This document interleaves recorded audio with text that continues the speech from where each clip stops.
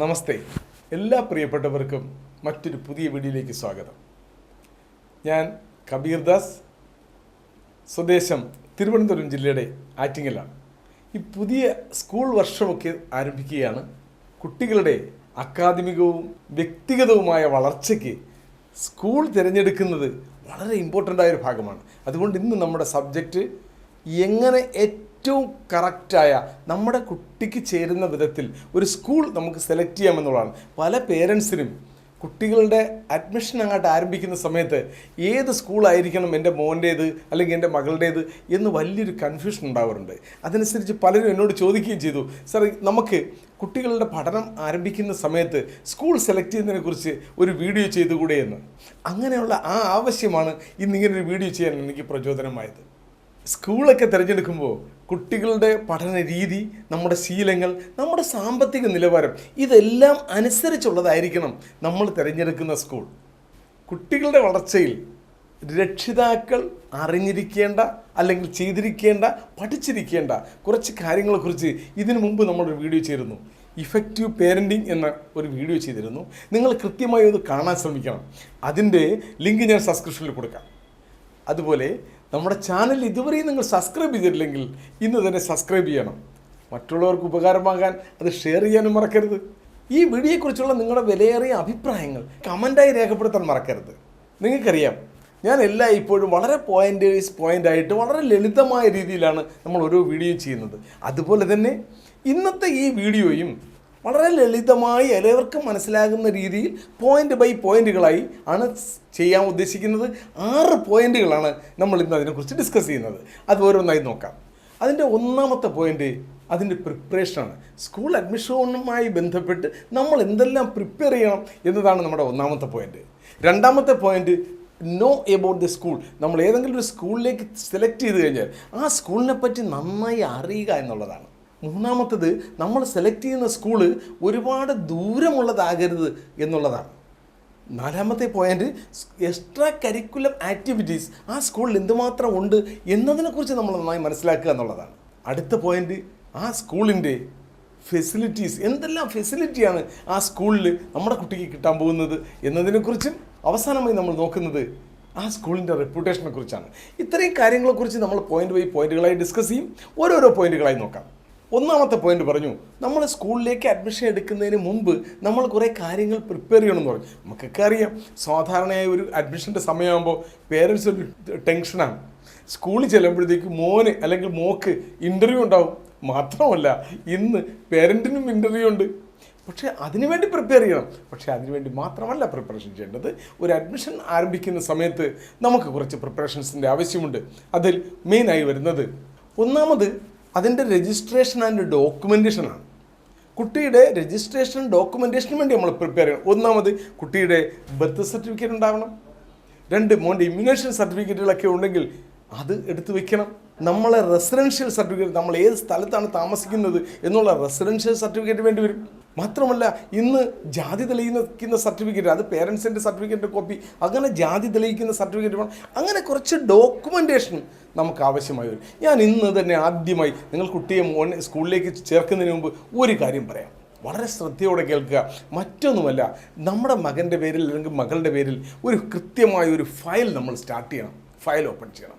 അത് ഭാവിയിൽ ഒരുപാട് കാലം വരെ സൂക്ഷിച്ചു വെക്കുകയും ആ ഫയൽ ആ മോനെ സംബന്ധിക്കുന്ന അല്ലെങ്കിൽ മോളെ സംബന്ധിക്കുന്ന ഓരോ ഡോക്യുമെൻറ്റുകളും കൃത്യമായി അത് ഫയൽ ചെയ്ത് വെക്കാനും നിങ്ങൾ ശീലിക്കണം. നാളെ നിങ്ങളുടെ മക്കൾ വളരെ വളർന്ന് വലുതാകുമ്പോൾ അന്ന് അവർ നിങ്ങളോട് വളരെ നന്ദിയുള്ളവരായിരിക്കും. എൻ്റെ അച്ഛനും അമ്മയും എൻ്റെ എല്ലാ ഡോക്യുമെൻറ്റുകളും സൂക്ഷിച്ചു വെച്ചിരുന്നു എന്ന് പറയാൻ. അപ്പോൾ സ്റ്റാർട്ടിങ്ങിൽ ആ ഡോക്യുമെൻറ്റേഷൻ പർപ്പസിനോട് കൂടി തന്നെ കൃത്യമായ ഒരു ഫയൽ, മോന് വേണ്ടി നല്ലൊരു ഫയൽ വാങ്ങി അവൻ്റെ എല്ലാ ഫയലുകളും ആ പേപ്പറുകളും ഡോക്യുമെൻറ്റുകളും അതിനകത്ത് ഫയൽ ചെയ്ത് വെക്കുകയും ഇനി സ്കൂളിലേക്ക് പോയി കഴിയുമ്പോൾ അവൻ ആദ്യത്തെ വർഷം കിട്ടുന്ന സർട്ടിഫിക്കറ്റുകൾ, അപ്രിസിയേഷൻ സർട്ടിഫിക്കറ്റുകൾ, ആ സ്കൂളിൽ നിന്ന് കിട്ടുന്ന മാർക്ക് ലിസ്റ്റ്, ഇതെല്ലാം ഫയൽ ചെയ്ത് വെച്ചാൽ അവൻ നാളെ കോളേജിൽ വല്ലൊക്കെ എത്തുമ്പോൾ നമുക്ക് അഭിമാനത്തോടെ എടുത്ത് കാണിക്കാൻ പറ്റും. മോൻ അഭിമാനത്തോടെ പറയാൻ പറ്റും, എൻ്റെ പേരൻസ് എൻ്റെ ഡോക്യുമെൻറ്റുകളൊക്കെ എന്ത് ഭംഗിയായാണ് സൂക്ഷിച്ചു വെച്ചിരുന്നതെന്ന്. അപ്പോൾ അഡ്മിഷന് പോകുന്നതിന് മുമ്പ് ഇതൊന്നും ചെയ്യാൻ മറക്കരുത്. ഇനി നമുക്ക് പ്രിപ്പറേഷൻ്റെ മറ്റൊരു പോയിൻ്റ് ഉണ്ട്. അത് മറ്റൊന്നുമല്ല, ഒരു ഇമോഷണൽ പ്രിപ്പറേഷൻ ആവശ്യമായി വരും. പലരും പറയുമെങ്കിലും നമ്മൾ പുതിയ അഡ്മിഷനായിട്ട് ഇപ്പോൾ കുട്ടിയെ കൊണ്ട് സ്കൂളിലാക്കുമ്പോൾ അമ്മമാർക്കും അച്ഛന്മാർക്കും കൊണ്ടാക്കുന്നവർക്കും മനസ്സിനകത്തൊരു ചെറിയ നെഞ്ചെടുപ്പുണ്ട്. മോൻ വൈകിട്ട് സ്കൂളിൽ നിന്ന് വരുന്നവരെ കുട്ടി കരയാതിരിക്കുമോ, എത്ര സമയം മോൻ ഇരിക്കും, ഇന്നുവരെ അമ്മയുടെ അടുത്ത് മാറി നിന്നിട്ടില്ല. ആ ഒരു ഇമോഷണൽ ഒരു പ്രിപ്പറേഷൻ നമ്മൾ മോനുമായി ഉണ്ടാകും. കുട്ടിക്കും ഒരു ഇമോഷണലായി കുട്ടിയെ പ്രിപ്പയർ ചെയ്യണം, തയ്യാറാക്കണം സ്കൂളിലേക്ക് പോകാൻ. അതിന് വളരെ മുമ്പ് തന്നെ മോനോട് പറയണം, മോൻ ഇനിയിപ്പോൾ പുതിയ സ്കൂളിൽ പോകും, അവിടെ നല്ല ടീച്ചറുണ്ടാവും, മോന് അച്ഛനും അമ്മയ്ക്കും സുഹൃത്തുക്കളുള്ളതുപോലെ മോന് നല്ല സുഹൃത്തുക്കളെ കിട്ടും. ഈ ഒരു ചെറിയ ട്രാൻസിഷനാണ് അവിടെ നടക്കുന്നത്. അതായത് വീട്ടിൽ നിന്ന് സ്കൂളിലേക്ക് പോവുകയാണ്. കുട്ടിയുടെ എൻ്റയർ ലൈഫ് സ്റ്റൈലിൽ വ്യത്യാസം വരികയാണ്. ആ ട്രാൻസിഷനിൽ അവന് ഭയങ്കര വ്യത്യാസങ്ങളുണ്ടാവും. അപ്പോൾ സ്കൂളിലായിരുന്നു ആ ട്രാൻസിഷന് വേണ്ടി ഒരു തയ്യാറെടുപ്പാണ് നമ്മൾ ചെയ്യുന്നത്. അതായത് നേരത്തെ തന്നെ മോനിൽ ഒരു ക്യൂരിയോസിറ്റി ജനിപ്പിക്കാൻ പേരൻസിന് കഴിയണം. മോനോട് പറയണം, മോൻ ഇനിയിപ്പോൾ ആ പുതിയ സ്കൂളിലേക്ക് പോകുമ്പോൾ മോന് നാളെ മുതൽ ടീച്ചർമാരുണ്ടാകും, മോനെ പാട്ട് പഠിപ്പിക്കും, മോനെ എഴുതാൻ പഠിപ്പിക്കും, വായിക്കാൻ പഠിപ്പിക്കും. അതുപോലെ തന്നെ അച്ഛന് സുഹൃത്തുക്കളുള്ളതുപോലെ അമ്മയ്ക്ക് സുഹൃത്തുക്കളുള്ളതുപോലെ നാളെ മുതൽ മോനും മോൻ്റെ സുഹൃത്തുക്കളുണ്ടാവും. അങ്ങനെ സ്കൂൾ എന്ന് പറയുന്ന ഒരു അനുഭവം എന്തോ ഒരു നല്ല കാര്യമാണെന്ന് കുട്ടിയിൽ വരുത്തക്ക രീതിയിലുള്ള മോനിലൊരു ക്യൂരിയോസിറ്റി ജനിപ്പിക്കാൻ ഒരു ഇമോഷണൽ പ്രിപ്പറേഷൻ അത് നമ്മൾ വീട്ടിൽ ചെയ്യേണ്ടതായിട്ടുണ്ട്. അതുകൊണ്ടോടൊപ്പം പറയാം, ആദ്യമായി സ്കൂളിൽ പോയിട്ട് വരുമ്പോൾ മോനോട് വന്നു കഴിഞ്ഞാൽ കുറച്ച് സമയം മോനെ കേൾക്കാൻ, അവനെ കേൾക്കാൻ നിങ്ങൾ സമയം കണ്ടെത്തണം. അവൻ്റെ ഓരോരോ കാര്യങ്ങളും സ്കൂളിൽ ഓരോ കുട്ടികളെ കണ്ടതും കൂട്ടുകാരെ കണ്ടതും സംസാരിച്ചതും. അപ്പോൾ മോൻ ഈ ഒരു പാട്ട് പാടാൻ പറഞ്ഞപ്പോൾ മോൻ പേര് പറഞ്ഞപ്പോൾ ടീച്ചർ മോൻ കൈകൂട്ടി എന്ന് പറയുമ്പോൾ നമ്മളും കൂടി വീട്ടിൽ നിന്ന് ആഘോഷിക്കുകയും അവനെ സെലിബ്രേറ്റ് ചെയ്യുകയൊക്കെ ചെയ്യുമ്പോൾ കുട്ടിക്ക് പിന്നും സ്കൂളിൽ പോകുന്നത് അവന് ഭയങ്കര ഇൻട്രസ്റ്റ് ആയിട്ട് വരും. അല്ലെങ്കിൽ കുട്ടികൾ പോകുന്നത് വലിയ കരച്ചിലും അവിടെ ചെന്നിട്ട് ഭയങ്കര ബഹളവും കരച്ചിലുമായിട്ടൊക്കെ വരുന്നത് നമ്മൾ കണ്ടിട്ടുണ്ട്. എൻ്റെ വീടൊരു സ്കൂളിൻ്റെ മുമ്പെയാണ് ഞാൻ താമസിക്കുന്നത്. ഞാൻ പലപ്പോഴും കണ്ടിട്ടുണ്ട് എൻ്റെ സ്കൂളിൽ കരഞ്ഞുകൊണ്ട് കുട്ടിയെ കൊണ്ടാക്കിയിട്ട് അമ്മമാർ വെളിയിൽ വന്നിരുന്നും കരയുന്നത്, കുട്ടി അകത്തിരുന്ന് കരയാണ്.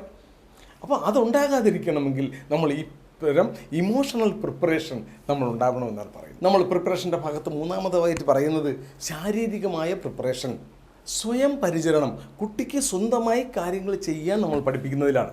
അത് മറ്റൊന്നുമല്ല, മോൻ ചെയ്യുന്ന ഓരോ കാര്യങ്ങളിലും നാളെ തൊട്ട് ഇത് ഒറ്റയ്ക്കാണ് ആ കുട്ടി ചെയ്യേണ്ടത്. കയ്യിൽ അഴുക്ക് പറ്റിയാൽ അത് തുടച്ച് കളയുന്നത്. സാധാരണ അഴുക്ക് പറ്റുമ്പോൾ തുണി, കുട്ടികളൊക്കെ ആണെങ്കിൽ വീട്ടിൽ ഷർട്ടൊക്കെ എടുത്ത് അങ്ങനെ ചെയ്യരുത് മോനെ. അതിന് നമ്മൾ കൃത്യമായി ടിഷ്യൂ പേപ്പർ ഉപയോഗിക്കാനും കർച്ചീഫ് ഉപയോഗിക്കാനും ഒക്കെ മോനെ പഠിപ്പിക്കുക. ടോയ്ലറ്റ് ഉപയോഗിക്കാൻ പഠിപ്പിക്കുക. പിന്നെ സ്വന്തമായി ഫുഡ് അവനെ കൊണ്ട് സ്പൂൺ കൊണ്ട് കോരി കഴിക്കാൻ, തറയിൽ വീഴുന്ന ഫുഡ് അത് തറയിൽ വീഴാതെ കഴിക്കാൻ പഠിപ്പിക്കുക. അങ്ങനെ കുറച്ച് പ്രിപ്പറേഷൻസുകൾ നമ്മൾ ചെയ്യേണ്ടതായിട്ടുണ്ട്, മോനെ കൊണ്ട് ചെയ്യിക്കേണ്ടതായിട്ടുണ്ട്. അതുപോലെ തന്നെ മോന് നമ്മൾ ഒരു പ്രിപ്പറേഷൻ്റെ ഭാഗമായി കുട്ടിക്ക് ചില ഇമോഷണൽ സ്കില്ലുകൾ നമ്മൾ പഠിപ്പിക്കണം. അതായത് സ്നേഹം, കരുണ, ദയ, മറ്റുള്ളവരുടെ കരുണയുള്ളവനായിരിക്കണം. ആ കുട്ടിയും മോനെ പോലെ ഉള്ളൊരു കുട്ടിയാണ്. മറ്റുള്ളവർക്ക് ഒരാൾക്ക് നോവുമ്പോൾ അയ്യോ ആ കുട്ടിക്ക് നൊന്തു, ആ കുട്ടിക്ക് അതായത് അത്തരം അനുകമ്പകളുള്ള മോനാകണം. അങ്ങനെയുള്ള കാര്യങ്ങളിലൂടെ നമ്മൾ പഠിപ്പിക്കണം. അപ്പോഴാണ് നമ്മുടെ കുട്ടിക്ക് കൂടെ പഠിക്കുന്ന കുട്ടികളുമായി നല്ല ബന്ധങ്ങൾ ഉണ്ടാക്കാനും അവരുമായി നന്നായിട്ട് കമ്മ്യൂണിക്കേറ്റ് ചെയ്യാനും അവരുമായി നന്നായിട്ട് ഇടപഴകാനും അത് ഞങ്ങൾ പഠിപ്പിക്കണം. അതും പ്രിപ്പറേഷൻ്റെ ഭാഗമായിട്ട് വരുന്നതാണ്. അപ്പോൾ കരുണയുള്ളവനാവണം, ദയയുള്ളവരായിരിക്കണം.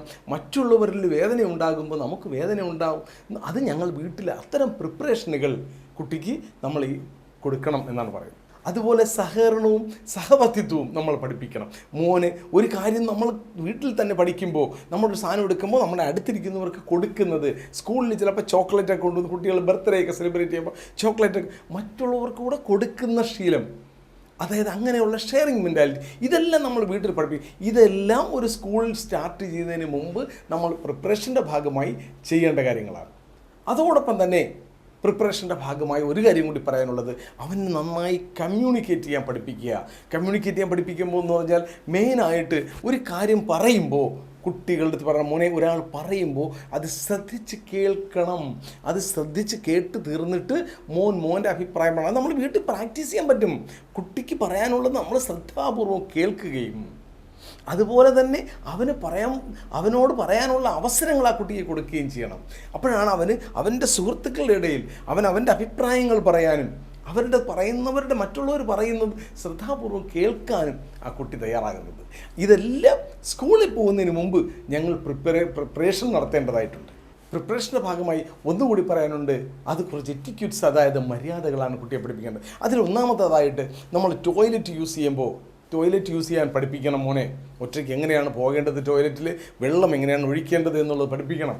അതുപോലെ തന്നെ റോഡ് സയൻസ്, റോഡ് എങ്ങനെ മുറിച്ച് കിടക്കണം, റോഡിൽ പാലിക്കേണ്ട കാര്യങ്ങൾ, വണ്ടി വരുമ്പോൾ നമ്മൾ ശ്രദ്ധിക്കുന്നതിനെക്കുറിച്ച് അതിനെക്കുറിച്ച് പഠിപ്പിക്കണം. ടെലിഫോൺ ഉപയോഗിക്കുന്നതിനെക്കുറിച്ച് പഠിപ്പിക്കണം. സ്കൂളിൽ പോകുന്ന കുട്ടിക്ക് മിനിമം വീട്ടിലെ അച്ഛൻ്റെയോ അമ്മയുടെയോ നമ്പർ നമ്മൾ കാണാതെ പഠിപ്പിക്കണം. അവന് ഫോൺ ചെയ്താൽ എങ്ങനെയാണ് ഫോൺ ഉപയോഗിക്കുന്നത് എന്നത് ആ കുട്ടിക്ക് പഠിപ്പിച്ചു കൊടുക്കണം.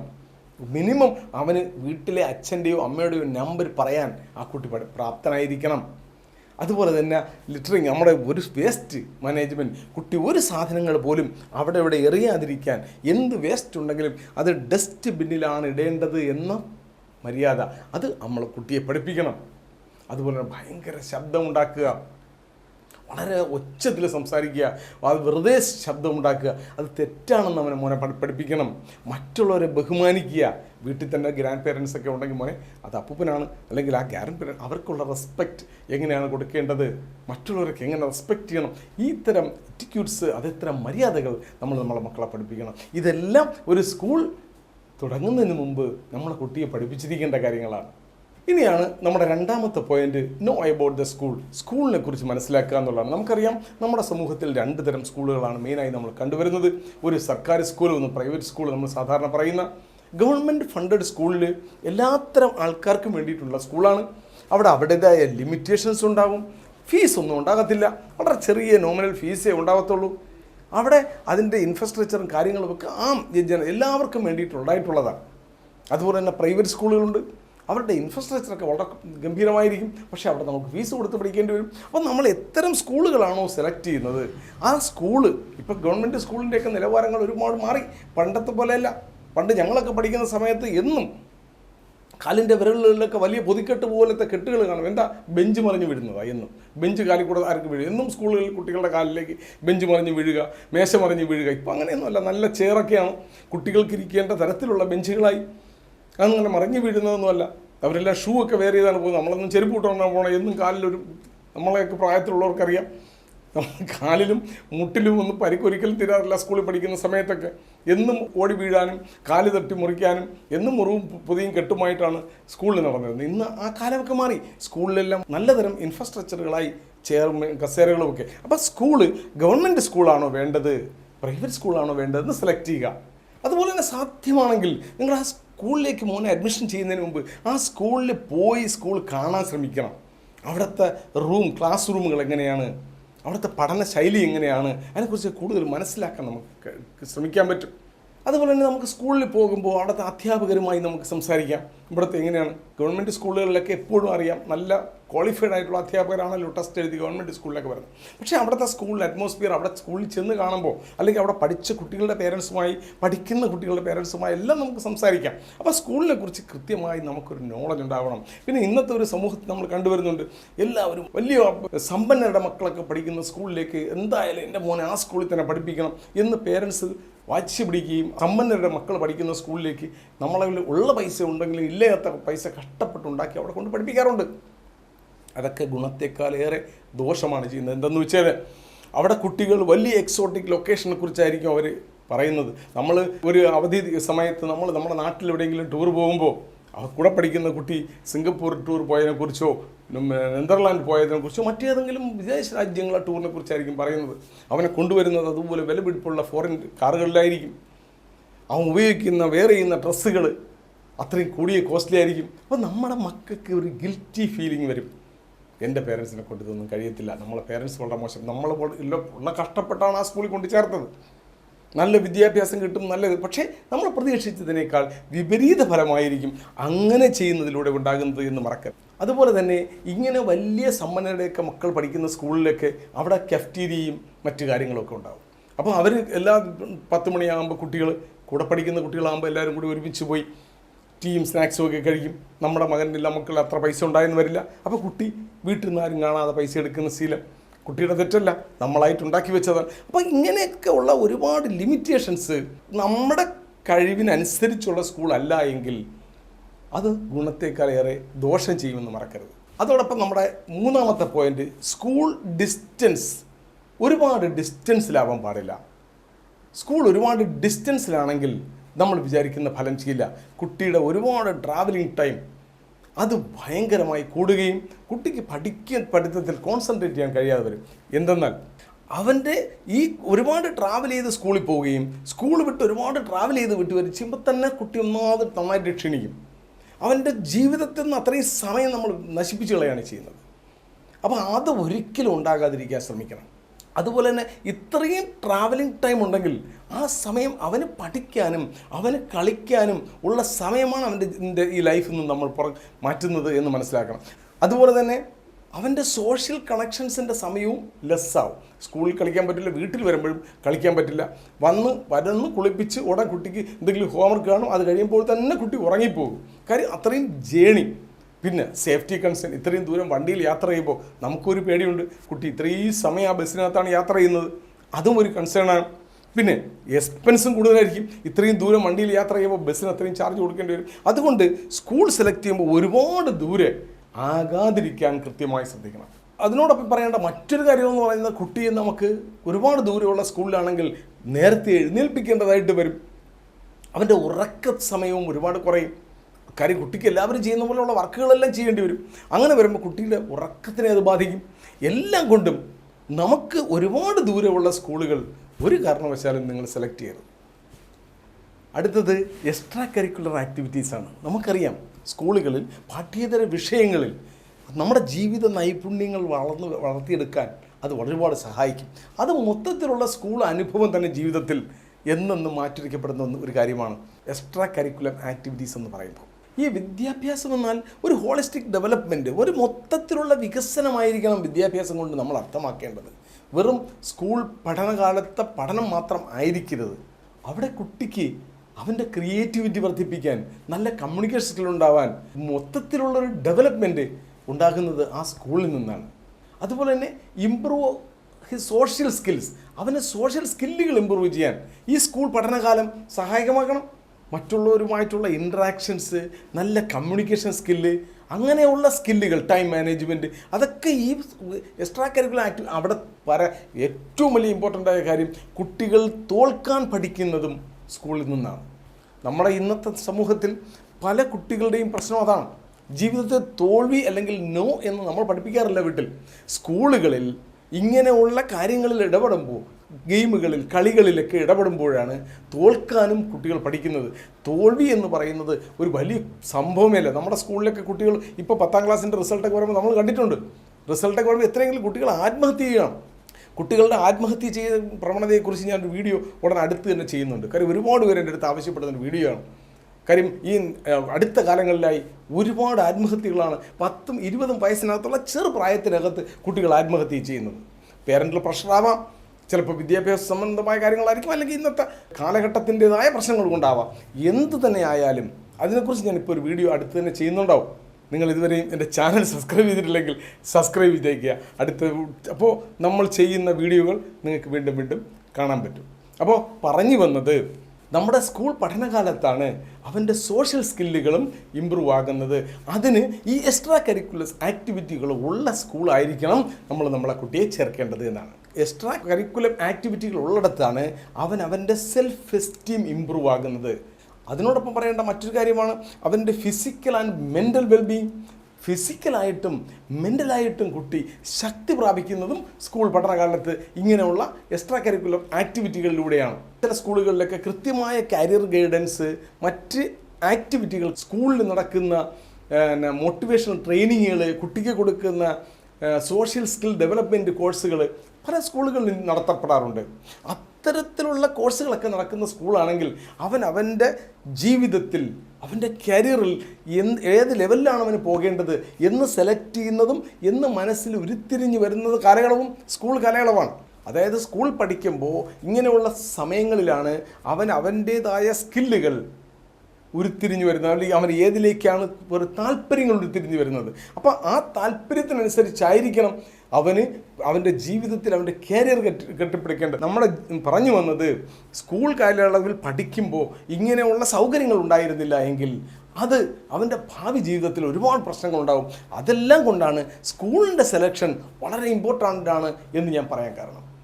ഇങ്ങനെയുള്ള എക്സ്ട്രാ കരിക്കുലർ ആക്ടിവിറ്റിയിൽ വരുന്ന ഗെയിമുകളായാലും സ്പോർട്സ് ആയാലും ആർട്സ് ആയാലും ഇതിലൊക്കെ പങ്കെടുക്കുമ്പോഴാണ് കുട്ടി ഒരു സാമൂഹിക ജീവിയാവാൻ തുടങ്ങുന്നത്.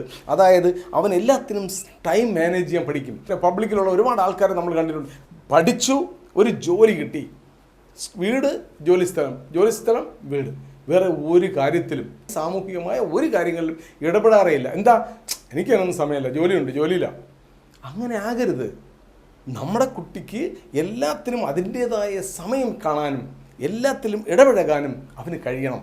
അത് കഴിയണമെങ്കിൽ ഇങ്ങനെയുള്ള ആക്ടിവിറ്റികളുള്ള സ്കൂളിൽ പഠിക്കുന്ന കുട്ടികൾക്ക് അതിന് കഴിയും. അവർക്ക് എല്ലാ കാര്യങ്ങൾക്കും സമയം കണ്ടെത്താനും സമയം കൃത്യമായി അതിന് ഓരോന്നിനും പ്രത്യേകമായി സമയം മാനേജ് ചെയ്യാനും നമ്മുടെ കുട്ടി പഠിക്കും. അഞ്ചാമത്തെ പോയിൻ്റായി ഞാൻ പറയുന്നത് സ്കൂളിൻ്റെ ഫെസിലിറ്റിയെക്കുറിച്ചാണ്. നമ്മളൊരു സ്കൂളിൽ അഡ്മിഷൻ എടുക്കുമ്പോൾ ആ സ്കൂളിലുള്ള ഫെസിലിറ്റികളെക്കുറിച്ച് നമ്മൾ കൃത്യമായും അറിഞ്ഞിരിക്കണം. എന്ത് നല്ല ക്ലാസ് റൂമുകളാണ്, സ്കൂൾ കുട്ടികളുമായുള്ള റേഷ്യോ എന്താണ്, ടീച്ചേഴ്സ്. ചില സ്കൂളുകൾ, പ്രൈവറ്റ് സ്കൂളുകളിലൊക്കെ കണ്ടാൽ വലിയ റെപ്യൂട്ടഡ് ആയിട്ടുള്ള സ്കൂളാണ്. ഒരു ക്ലാസ് റൂമിനകത്ത് 60 കുട്ടികൾ, 65 കുട്ടികൾ ഒരു ടീച്ചർ പഠിപ്പിക്കുന്നു. ഒരിക്കലും അനുവദനീയമല്ല. അങ്ങനെയുള്ള സ്കൂളുകളിൽ നമ്മുടെ കുട്ടികളെ അയക്കരുത്. അവരുടെ സ്കൂൾ കുട്ടികളും ടീച്ചറുമായിട്ടൊരു അനുപാതം അത് വളരെ കുറവായിരിക്കണം. ഒരുപാട് കുട്ടികളുണ്ടെങ്കിൽ അത്രത്തോളം അറ്റൻഷൻ നമ്മുടെ മക്കൾക്ക് കിട്ടില്ല എന്ന് മനസ്സിലാക്കുക. അവിടുത്തെ റീഡിംഗ് റൂം, അവിടുത്തെ ലൈബ്രറി, നമുക്ക് ഞാൻ അതുകൊണ്ടാണ് നേരത്തെ പറഞ്ഞത്, നമ്മൾ അഡ്മിഷന് മുമ്പ് നമുക്കവിടെ പോയി കാണാൻ പറ്റും. അവരുടെ ലൈബ്രറി എന്ത് നല്ലതാണ്, എത്രത്തോളം ബുക്കുകളുടെ കളക്ഷനുണ്ട്, അവിടെ കുട്ടികളെ പഠിപ്പിക്കാനായി അവർക്ക് പ്രത്യേകമായി ഇരുന്ന് പഠിക്കാനുള്ള സൗകര്യമുണ്ടോ, ലൈബ്രറി അതേ ഷോയ്ക്ക് മാത്രം വെച്ചിരിക്കുകയാണോ, ലൈബ്രറിയിലേക്ക് കുട്ടികളെ കൊണ്ടുപോകാറുണ്ടോ, അവർക്ക് അവിടെ പഠിക്കാനുള്ള അവസരങ്ങൾ ഉണ്ടാകുന്നുണ്ടോ. അതുകൊണ്ടാണ് ഞാൻ പറഞ്ഞത്, ഒരു പ്രാവശ്യം സ്കൂളിൽ അഡ്മിഷൻ എടുക്കുന്നതിന് മുമ്പ് നിങ്ങൾക്ക് വേണമെങ്കിൽ ആ സ്കൂളൊന്ന് വിസിറ്റ് ചെയ്യാം എന്ന് പറഞ്ഞത്. അതുതന്നെ science lab, computer lab, science lab ഉണ്ടാവണം, കൃത്യമായി കമ്പ്യൂട്ടർ ലാബ് ഉണ്ടാവണം. അവിടെ കുട്ടികൾ അതിനകത്ത് വന്ന് അവർക്ക് എക്സ്പീരിയൻസ് ചെയ്യാൻ കഴിയുന്നുണ്ടോ എന്ന് നമ്മൾ ശ്രദ്ധിക്കണം. അതുപോലെ തന്നെ സ്കൂളിൻ്റെ ഫെസിലിറ്റികളിൽ അവർക്ക് സ്പോർട്സിനുള്ള എല്ലാ ഫെസിലിറ്റികളും ഉണ്ടോ. ഇവിടെ ഈവൻ സ്വിമ്മിംഗ് പൂൾ വരെയുള്ള സ്കൂളുകളുണ്ട്. ഈ ഇത്തരം ഫെസിലിറ്റികൾ ആ സ്കൂളിലുണ്ടോ, എൻ്റെ കുട്ടിക്ക് എന്തെല്ലാം ഫെസിലിറ്റികളാണ് ആ സ്കൂൾ പ്രൊവൈഡ് ചെയ്യുന്നത് എന്ന് കൃത്യമായി നമ്മൾ മനസ്സിലാക്കണം. ശ്രദ്ധിക്കേണ്ട മറ്റൊരു കാര്യം ആ സ്കൂളിൻ്റെ സേഫ്റ്റി ആൻഡ് എൻവയോൺമെൻറ്റാണ്. സ്കൂളിൻ്റെ പരിസരം നല്ല ഹൈജീനിക്കാണോ എന്ന് നമ്മൾ കൃത്യമായി മനസ്സിലാക്കണം. അതുപോലെ തന്നെ ആ സ്കൂളിന് നല്ല ട്രാൻസ്പോർട്ടേഷൻ മെത്തേഡ് ഉണ്ടോ, വെഹിക്കിളൊക്കെ എല്ലാ സ്ഥലത്തേക്കും വെഹിക്കിൾ സർവീസ് ഉണ്ടോ, അതിന് പ്രാപ്തരായ ഡ്രൈവറെയാണോ അവർ അപ്പോയിൻ്റ് ചെയ്തിരിക്കുന്നത്, അവർക്ക് അതിനുള്ള വാഹന സൗകര്യങ്ങളൊക്കെ ഉണ്ടോ എന്നും നമ്മൾ അറിഞ്ഞിരിക്കണം. അവിടെ മെഡിക്കൽ എയ്ഡ്, ചില കാര്യങ്ങളൊക്കെ ഗവൺമെൻറ് കമ്പൾസറി ആക്കിയിട്ടുണ്ട്, എന്നിരുന്നാലും അവിടെ അതിനുള്ള മെഡിക്കൽ എയ്ഡ് ഉണ്ടോ, ഇവർ പക്ഷേ കുട്ടി ഒന്ന് വീഴുകയോ മറിഞ്ഞ് എന്തെങ്കിലും പറ്റിയാൽ അവർക്ക് കൊടുക്കാനുള്ള ഫാസ്റ്റ് എയ്ഡ് സംവിധാനങ്ങൾ അതിനവിടെ ആളുണ്ടോ, ഇതൊക്കെ നമ്മൾ അറിഞ്ഞിരിക്കണം. എക്സ്ട്രാ കരിക്കുലർ ആക്ടിവിറ്റി നടക്കുന്ന സ്കൂളാണോ, അതിനുള്ള ഫെസിലിറ്റികൾ അവിടെ ഉണ്ടോ, അതിനുള്ള ഗ്രൗണ്ട് അവിടെ ഉണ്ടോ, അതിനുള്ള എക്യുപ്മെൻറ്റ്സ് അവിടെ ഉണ്ടോ, അതിനുള്ള അധ്യാപകരുണ്ടോ, അതിന് ചുമതലപ്പെടുത്തിയിട്ടുള്ള ആൾക്കാരുണ്ടോ, ഇതും നമ്മൾ അറിഞ്ഞിരിക്കണം. അതുപോലെ ഞാനോട് തന്നെ ചേർത്ത് പറയാനുള്ളതാണ്, അവിടെ കൗൺസിലിംഗ്, കരിയർ ഗൈഡൻസ് ഒക്കെ നടക്കുന്ന സ്കൂളാണോ. കൗൺസിലിംഗ് മസ്റ്റാണ്. നമ്മുടെ കുട്ടികൾ പ്രായത്തിൻ്റെ ഓരോ സ്റ്റേജുകളിലും അവരിൽ വരുന്ന വ്യത്യാസങ്ങൾ മനസ്സിലാക്കാനും പേരൻസിന് അറിയുന്നതിനേക്കാൾ കൂടുതൽ അധ്യാപകർക്കാണ് അറിയാൻ കഴിയുക. ഒരു ഉദാഹരണം പറയാം. ഞാൻ ലയൺസ് ക്ലബ്ബിലൊക്കെ പ്രവർത്തിക്കുന്ന ആളാണ്. നമ്മൾ ലയൺസ് ക്ലബ്ബിൽ നമുക്ക് കുട്ടികളുടെ കണ്ണ് പരിശോധന നമ്മൾ നടത്താറുണ്ട്. സ്കൂളുകളിൽ പോയിട്ട് സ്കൂളിൽ ചെന്ന് കുട്ടികളെ എല്ലാവരെയും ഇരുത്തി അവരെ കണ്ണ് പരിശോധിക്കുമ്പോൾ കുട്ടിക്ക് കണ്ണിന് ചെറിയ കംപ്ലൈൻ്റ് ഉണ്ട് എന്ന് നമ്മൾ കൊണ്ടുപോകുന്ന ഡോക്ടർ സർട്ടിഫിക്കറ്റ് ചെയ്യും. ഇതനുസരിച്ച് കുട്ടി വീട്ടിൽ ചെന്ന് പറയുമ്പോഴാണ് പേരൻസ് അറിയുന്നത്, അയ്യോ എൻ്റെ മോന് ഈ പ്രശ്നമുണ്ടോ എന്ന് നമ്മൾ അറിഞ്ഞിരുന്നില്ല. അതുകൊണ്ടാണ് പറഞ്ഞത്, കുട്ടികളിലുള്ള ഓരോ ചെറിയ ചെറിയ മാറ്റങ്ങളും സ്കൂളിലുള്ള അധ്യാപകരും അവിടുത്തെ കൗൺസിലേഴ്സുമാണ് മനസ്സിലാക്കുന്നത്. സ്കൂളുകളിൽ കൃത്യമായ കൗൺസിലിംഗ് ഉണ്ടാകേണ്ടത് വളരെ അത്യാവശ്യമാണ്. നമുക്കറിയാം, ഇന്ന് സമൂഹത്തിൽ നടക്കുന്ന പല തിന്മകളും സ്കൂളുകളിലെ കൗൺസിലർമാരാണ് കണ്ടുപിടിക്കപ്പെട്ടിട്ടുള്ളത്. കൗൺസിലർമാർ കൗൺസിലിങ്ങിലാണ് കുട്ടികൾ അവരുടെ അടുത്ത് തുറന്ന് കാര്യങ്ങൾ പറയുന്നത്. കാര്യം അവർ ആ കാര്യത്തിൽ പെർഫെക്റ്റാണ്. കുട്ടികളോട് എങ്ങനെ ചോദിക്കണം, എങ്ങനെ അവരെ കൊണ്ട് സത്യങ്ങൾ പറയിക്കണം, വീട്ടിൽ പേരൻസിനറിയില്ല. ഇങ്ങനെ എൻ്റെ കുട്ടിക്ക് ഒരു പ്രശ്നത്തിൽ കൂടെയാണ് അവൻ പോയിക്കൊണ്ടിരിക്കുന്നത്. വീട്ടിൽ അവൻ കുറച്ച് സൈലൻ്റാണ്, എൻ്റെ കുട്ടി വലിയ സൈലൻ്റാണ്, പക്ഷേ എന്തോ ആ കുട്ടിയുടെ മനസ്സിന് വേദനിക്കുന്ന ഒരു പ്രശ്നമുണ്ട് എന്ന് അവൻ്റെ സ്കൂളിൽ കൃത്യമായി കൗൺസിലിംഗ് ഉള്ള സ്കൂളാണെങ്കിൽ അവർ കണ്ടുപിടിക്കാൻ പറ്റും. അപ്പോൾ ഇതൊക്കെ ഉണ്ടോ എന്ന് നമ്മൾ സ്കൂൾ അഡ്മിഷന് മുമ്പ് തന്നെ അന്വേഷിക്കണം, അറിഞ്ഞിരിക്കണം. സ്കൂൾ റെപ്യൂട്ടേഷൻ, നമ്മളൊരു സ്കൂളിൽ അഡ്മിഷൻ എടുക്കുമ്പോൾ ആ സ്കൂളിൻ്റെ റെപ്യൂട്ടേഷനുള്ള സ്കൂളാണോ എന്ന് നമ്മൾ അറിഞ്ഞു. അവരുടെ അക്കാഡമിക് പെർഫോമൻസ്, അവർക്ക് അതിന് അക്കാഡമിക്കിൽ കിട്ടിയിട്ടുള്ള അവാർഡുകൾ, അതുപോലെ തന്നെ അവർക്ക് കിട്ടിയിട്ടുള്ള സർട്ടിഫിക്കറ്റുകൾ, അവർക്ക് ഈ പൊല്യൂഷൻ്റെയോ അവരുടെ ഹൈജീനിക്കിന് അവർക്ക് കിട്ടിയിട്ടുള്ള സർട്ടിഫിക്കറ്റുകൾ, അവിടുത്തെ ടീച്ചേഴ്സ് എത്രത്തോളം ക്വാളിഫൈഡ് ടീച്ചേഴ്സാണ് അവിടെ ഉള്ളത് എന്നതിനെക്കുറിച്ച്, പേരൻസിൻ്റെയും മറ്റും ഫീഡ്ബാക്കുകൾ, പഴയ കുട്ടികളുടെ അലൂമിനി കൃത്യമായി വർക്ക് ചെയ്യുന്നുണ്ടോ, അവരുടെ റിപ്പോർട്ടുകൾ, എന്തിന് ആ സ്കൂളിൻ്റെ എല്ലാ റെപ്യൂട്ടേഷനെ കുറിച്ചും നമ്മൾ കൃത്യമായും അറിഞ്ഞിരിക്കണം. അവസാനം വരെ കണ്ടതിന് നന്ദി. മാത്രമല്ല, ചാനൽ ഇതുവരെയും സബ്സ്ക്രൈബ് ചെയ്യാത്തവരാണെങ്കിൽ സബ്സ്ക്രൈബ് ചെയ്യുക. ഈ വീഡിയോ നിങ്ങളുടെ സുഹൃത്തുക്കൾക്ക് ഷെയർ ചെയ്യണം. ചിലപ്പോൾ നിങ്ങളെക്കാൾ കൂടുതൽ അവർക്കത് ഉപകാരപ്പെട്ടെന്ന് വരും. അതുകൊണ്ട് ഷെയർ ചെയ്യാൻ മറക്കരുത്. നിങ്ങളുടെ വിലയേറിയ അഭിപ്രായങ്ങൾ കമൻറ്റായി രേഖപ്പെടുത്തണം. ഏതെങ്കിലും പോയിന്റുകൾ ഞാൻ വിട്ടുപോയിട്ടുണ്ടെങ്കിൽ, നമുക്കറിയാം വീഡിയോ ഒരുപാട് ലെങ്തി ആകുന്നതുകൊണ്ട് പല സാധനങ്ങളും ചുരുക്കിയും ചിലതൊക്കെ വിട്ടുപോയിട്ടുണ്ടാവും. നിങ്ങൾ കൃത്യമായി അതിന് കമൻറ്റിൽ രേഖപ്പെടുത്തുക. അപ്പോൾ അവസാനം വരെ കണ്ടതിന് നന്ദി അറിയിക്കുന്നതോടൊപ്പം തന്നെ നിങ്ങളുടെ മക്കൾക്ക് നല്ല ഒരു സ്കൂൾ സെലക്ട് ചെയ്യാൻ എൻ്റെ ഈ വീഡിയോ കൂടി സഹായകമാകട്ടെ. അതിലൂടെ നമ്മുടെ സമൂഹത്തിന് ഒരു നല്ല വ്യക്തിത്വം വാർത്തെടുക്കാൻ ആകട്ടെ എന്ന് ആശംസിച്ചുകൊണ്ട് നിർത്തുന്നു. ജയ് ഹിന്ദ്.